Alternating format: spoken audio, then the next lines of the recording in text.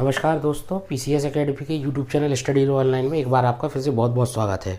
बच्चों, जैसे कि मैंने आपको बताया था, कल मैंने एक नया सीरीज चालू किया है पॉइंट टू पॉइंट। इसी कड़ी में आज मैं दूसरा वीडियो अपलोड कर रहा हूं।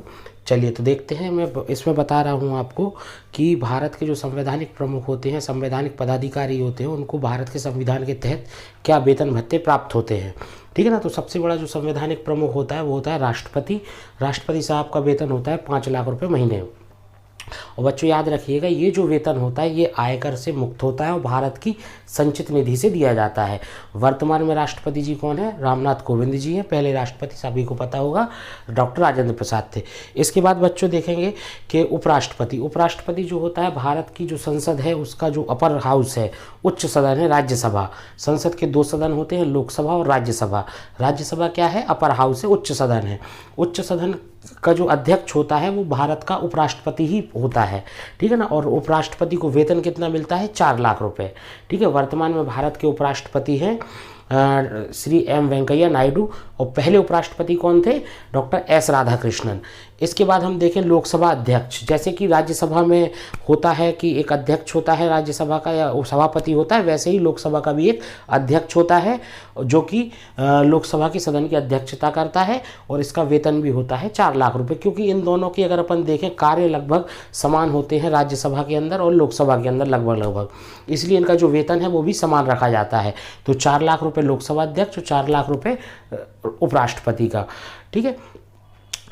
अब इसमें देखेंगे वर्तमान में लोकसभा के जो अध्यक्ष वो हैं ओम बिरला जी। ठीक है ना। इसके बाद देखें राज्यपाल। राज्यपाल जो होता है किसी हर स्टेट में राष्ट्रपति का एक अधिकारी होता है जो कि राष्ट्रपति के अधिकारी के रूप में या फिर अपन कहें कि राज्य के संवैधानिक प्रमुख के रूप में वर्क करता है। और राज्यपाल का वेतन होता है 3.5 लाख रुपए, 3,50,000 रुपये। किसी भी राज्य का जो राज्यपाल होगा उसका वेतन होगा 3.5 लाख रुपये। यहाँ पे इस पर हम अगर देखें तो भारत की जो पहली महिला राज्यपाल थी वो थी सरोजनी नायडू। पहली महिला राज्यपाल थी सरोजनी नायडू। ये उत्तर प्रदेश से राज्यपाल बनी थी। और सरोजनी नायडू जी का जो कार्यकाल रहा वो रहा 1947 से 1949 तक, मार्च में यहाँ 1949 तक। तो बच्चों याद रखिएगा कि जो 1947 से 1949 तक यहाँ पर उत्तर प्रदेश नहीं था जब सरोजनी नायडू यूपी की राज्यपाल बनी थी। अपन कहें भारत की पहली महिला राज्यपाल बनी थी। उस समय जो उत्तर प्रदेश था वो यूनाइटेड प्रोविंस कहलाता था, संयुक्त प्रांत कहलाता था। उस समय 1947 से 49 में वो रही यहाँ पे राज्यपाल। तो एक प्रश्न अगर आपसे सीधा बने कि भाई भारत की पहली महिला राज्यपाल कौन है, तो भारत की पहली महिला राज्यपाल कौन है? Sarojini Naidu, no doubt. पर आपसे अगर क्वेश्चन पूछ लिया जाए अभी, क्योंकि उत्तर प्रदेश में ये चेंज हुआ है इसलिए हो सकता है उत्तर प्रदेश राज्य को संदर्भ में रख के, और चूंकि मध्य प्रदेश के अगर आप अभ्यर्थी हैं तो मध्य प्रदेश राज्य से भी एक कहीं ना कहीं कनेक्शन बनता है। अगर आपसे पूछ लिया जाता है कि उत्तर प्रदेश की गणतंत्रता प्राप्ति के पश्चात पहली महिला राज्यपाल कौन है ना, तो उत्तर प्रदेश में अगर हम 1949 तक, यहाँ गणतंत्रता प्राप्त हुई नहीं थी, स्वतंत्रता के समय तो सरोजनी नायडू थी। तो गणतंत्रता प्राप्ति के पश्चात आनंदीबेन पटेल जो कि वर्तमान में उत्तर प्रदेश की राज्यपाल हैं, वो अभी तक मतलब 1949 के बाद पहला ऐसा मौका रहा जब उत्तर प्रदेश की राज्यपाल कोई महिला बनी हो। तो गणतंत्रता पश्चात उत्तर प्रदेश की पहली महिला राज्यपाल आनंदीबेन पटेल। मध्य प्रदेश से क्या संबंध है इसका? वर्तमान में आनंदीबेन पटेल के पास मध्य प्रदेश का एक्स्ट्रा कार्यभार भी राज्यपाल का है, तो ये मध्य प्रदेश से इसका संबंध है। गुजरात की पूर्व मुख्यमंत्री भी रही आनंदीबेन पटेल। ठीक है, तो याद रखिएगा इसको। चलिए, राज्यपाल का वेतन कितना होता है? 3,50,000 रुपये। इसके बाद सुप्रीम कोर्ट के जो मुख्य न्यायाधीश होते हैं, सुप्रीम कोर्ट की जो संरचना है इसके बारे में मैं आपको अगले वीडियो में बताने वाला हूं। सुप्रीम कोर्ट का 2019 में एक संविधान में संशोधन हुआ। सुप्रीम कोर्ट संशोधन अधिनियम न्यायाधीशों की संख्या 2019, इसमें न्यायाधीशों की संख्या को बढ़ाया गया है, उसके बारे में अगले वीडियो में आपको बताऊंगा। बात करें सुप्रीम कोर्ट के मुख्य न्यायाधीश की तो वर्तमान में है शरद अरविंद बोबड़े, भारत के मुख्य न्यायाधीश। सुप्रीम कोर्ट के मुख्य न्यायाधीश को ही भारत का मुख्य न्यायाधीश कहा जाता है। वर्तमान में है शरद अरविंद बोबड़े, भारत के मुख्य न्यायाधीश है, सुप्रीम कोर्ट के चीफ जस्टिस। और उनका वेतन होता है 2,80,000 रुपये। और इन वेतन भत्तों को हमें याद इसलिए भी रखना है क्योंकि ये पिछले कुछ वर्षों पहले ही इनमें परिवर्तन हुआ है, तो यह हमें जो है अति महत्वपूर्ण हो जाते हैं। यहाँ से प्रश्न बनने की संभावना थोड़ी सी बढ़ जाती है।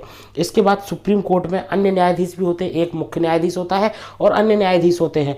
तो अन्य न्यायाधीशों की जो वेतन होता है सुप्रीम कोर्ट के अन्य जजों का, वो होता है 2.5 लाख रुपए। मतलब मुख्य न्यायाधीश का 2,80,000 रुपये और जो अन्य सहयोगी न्यायाधीश होंगे उनका वेतन होगा 2,50,000 रुपये। इसी के बाद अगर हम देखें जो हाई कोर्ट होते हैं, अलग अलग स्टेट्स में हाई कोर्ट होते हैं, तो हाई कोर्ट के जो मुख्य न्यायाधीश होता है उनका वेतन होता है 2.5 लाख रुपये। हाई कोर्ट के जो मुख्य न्यायाधीश होता है किसी भी स्टेट का, उसका वेतन होता है 2.5 लाख रुपये और जो अन्य न्यायाधीश होते हैं उनका वेतन होता है 2,25,000 रुपये। तो उसको याद रखिएगा। हाँ, किसी भी राज्य के, जैसे मध्य प्रदेश के जो मुख्य न्यायाधीश हैं मोहम्मद रफ़ीक हैं, मोहम्मद रफ़ीक वर्तमान में जो मध्य प्रदेश के मुख्य न्यायाधीश हैं, उनका अगर वेतन पूछा जाए तो कितना होगा 2.5 लाख रुपये। और अगर हम बोलें आपसे कि मध्य प्रदेश की जो अन्य न्यायाधीश है 53 जो और हैं, टोटल 53 हैं, तो उनका वेतन कितना होगा, तो उनका वेतन होगा 2,25,000 रुपये। तो इसको बस याद रखिए अच्छे से कि मध्य प्रदेश के या फिर अदर स्टेट के जो हाई कोर्ट होते हैं उनके न्यायाधीश, मुख्य न्यायाधीश का वेतन 2.5 लाख रुपये और अन्य न्यायाधीशों का वेतन 2,25,000 रुपये। इसके बाद आता है CAG, controller and auditor general of India. इसका वेतन होता है 2.5 लाख रुपये। CAG के बारे में मैं आपको थोड़ा सा बता दूं। CAG भारत का नियंत्रक एवं महालेखा परीक्षक होता है, जिसके पास जवाबदारी होती है राज्य सरकार, केंद्र सरकार या राज्य और केंद्र सरकार के द्वारा वित्तीय पोषित संस्थाओं के आय व्यय की जांच करना, है ना, और अपनी रिपोर्ट जो है संसद की लोक लेखा समिति को दे देना। ये काम होता है CAG का। CAG का मतलब, कहने का मतलब ये है कि CAG जो है वो भारत में जांच करता है किसी भी प्रकार का, अगर उसको लगता है कि भाई कहीं कुछ गड़बड़ी हुई है, वित्तीय लेन देन में गड़बड़ी हुई है, तो उसकी जांच कर सकता है CAG। ठीक है, इसके बारे में और डिटेल में पढ़ेंगे अपन। फिर उसका वेतन होता है CAG का 2,50,000 रुपये। वर्तमान में भारत के जो CAG हैं वो हैं गिरीश चंद्र मुर्मू, GC मुर्मू, गिरीश चंद्र मुर्मू वर्तमान में भारत के CAG हैं, वेतन है 2.5 लाख रुपये। इसके बाद होता है election commissioner of India, Bharat का मुख्य निर्वाचन आयुक्त। निर्वाचन आयुक्त भी 3 होते हैं, एक होता है मुख्य निर्वाचन आयुक्त या चीफ इलेक्शन कमिश्नर और 2 होते हैं निर्वाचन आयुक्त। तो भारत का जो मुख्य निर्वाचन आयुक्त है उसका वेतन होता है 2,50,000 रुपये। सेम CAG का बराबर ही वेतन किसका होता है, CAG के बराबर ही वेतन होता है इलेक्शन कमिश्नर का 2,50,000 रुपये। उसके बाद आता है भारत का महान्यायवादी। महान्यायवादी जो है वो केंद्र सरकार का सबसे बड़ा विधि अधिकारी होता है, जो विभिन्न मामलों में सरकार को कानूनी सलाह देता है और इसके साथ साथ विभिन्न न्यायालयों में सरकार का पक्ष भी रख सकता है। सॉलिसिटर जनरल ऑफ इंडिया भी इसको बोलते हैं, या भारत का महान्यायवादी। इसका वेतन भी 2.5 लाख होता है। महान्यायवादी का वेतन कितना होता है, 2.5 लाख रुपये। वर्तमान में भारत के जो महान्यायवादी हैं वो वेणुगोपाल जी हैं। चलिए, तो इसके बारे में अपन और जो इसमें टॉपिक हैं इनके बारे में हम और आगे आने वाली वीडियो में चर्चा करेंगे।